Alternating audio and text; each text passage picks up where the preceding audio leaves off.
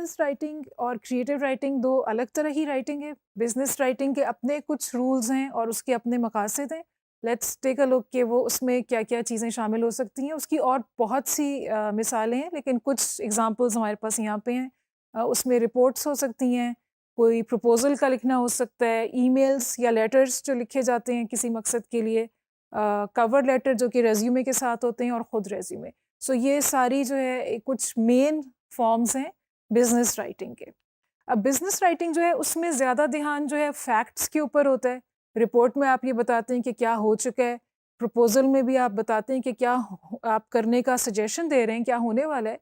लेकिन ये है कि वो भी फैक्ट्स के ऊपर ही बेस्ड होता है कि आपकी असल में कैपेसिटी क्या है वगैरह। इसी तरह रेज्यूमे भी, तो ये ज़्यादा फैक्ट बेस्ड है कंपेयर टू कोई और आप कहानी लिखें या ब्लॉग या मार्केटिंग में भी, एडवर्टीजमेंट्स वगैरह में भी थोड़ी सी क्रिएटिविटी आ सकती है। लेकिन इसमें भी थोड़ा सा जो है डिज़ाइन एलिमेंट्स होते हैं, उसको भी आप इंटरेस्टिंग बना सकते हैं और उसमें क्रिएटिविटी का फोकस आप डाल सकते हैं। जैसे कि आप इन्फोग्राफिक्स का इस्तेमाल कर सकते हैं रिपोर्ट के अंदर, तो उसमें क्रिएटिविटी थोड़ी सी आ सकती है।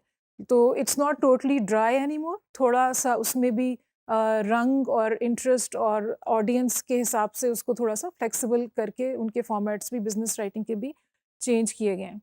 इसी तरह जैसे कि जब आप कोई ईमेल लिखें जिसमें आप अपने आप को मार्केट कर रहे हैं या पिच कर रहे हैं या प्रपोजल दे रहे हैं किसी असाइनमेंट के लिए, तो उसमें ये आपका जो फ्यूचर एम्प्लॉयर है, पॉसिबल एम्प्लॉयर है, उसको ये इंटरेस्ट है कि आपकी पर्सनैलिटी कैसे उसमें शो कर रही है और आपके भी इंटरेस्ट में है कि आप अपनी पर्सनैलिटी की पॉजिटिव चीज़ें प्रेजेंट करें। तो उसमें थोड़ा सा क्रिएटिविटी का आंसर आ जाता है। या कवर लेटर्स आप लिखें या रेज्यूमे भी अगर इन्फोग्राफिक्स के हिसाब से लिखें, तो उसमें भी ये है कि आप अपना देयर आर चॉइसेस और उसमें भी मल्टीपल तरीके हैं कि उसको कैसे किया जा सकता है। जैसे कि किसी भी क्रिएटिव असाइनमेंट में होता है कि कोई एक फिक्स तरीका नहीं होता, कई तरीके होते हैं जिनसे कि उसको अच्छी तरह किया जा सकता है।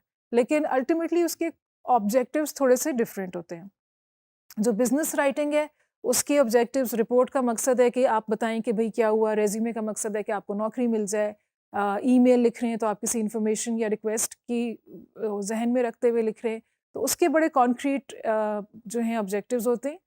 या अगर आप जैसे उसमें कुछ अगर आप कोई और क्रिएटिव काम भी कर रहे हैं उसमें, लेकिन उसका मकसद एंड पे यही होगा कि या तो आप ग्रांट जीत लें, कोई फाइनेंशियल बेनिफिट हो जाए, कोई आपकी नेटवर्किंग में इजाफा हो, लेकिन अल्टीमेटली आप अपने आप को प्रोफेशनली स्ट्रेंथन करने के लिए बिजनेस राइटिंग कर रहे होते हैं। It's not so much to entertain, it's definitely not to entertain. Inform करने के लिए हो सकती है या कोई अपना प्रोफेशनल बेनिफिट के लिए हो सकती है, लेकिन उसकी भी अपनी ब्यूटी और उसमें भी एक सिमेट्री होती है। उसको बिल्कुल जो है इतना सकील और इतना इनडाइजेस्टेबल नहीं होना चाहिए कि पढ़ने वाले के लिए अपीलिंग ना हो।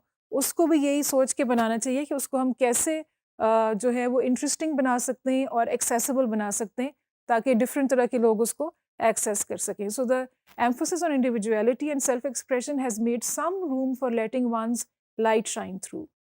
यानी इस तरह की राइटिंग में भी, यानी कि जैसे रेज्यूमे आप लिखें या प्रपोजल वगैरह, उसमें भी कुछ अब ये गुंजाइश है, क्योंकि फॉर्मल से थोड़ा थोड़ा हम इनफॉर्मल की तरफ ज़माने के साथ साथ या जनरेशन्स के गुजरने के साथ साथ जा रहे हैं, तो उसमें भी थोड़ी सी गुंजाइश है कि आप क्रिएटिव हो सकें। But these are the basics of how business writing is different from other kinds of writing.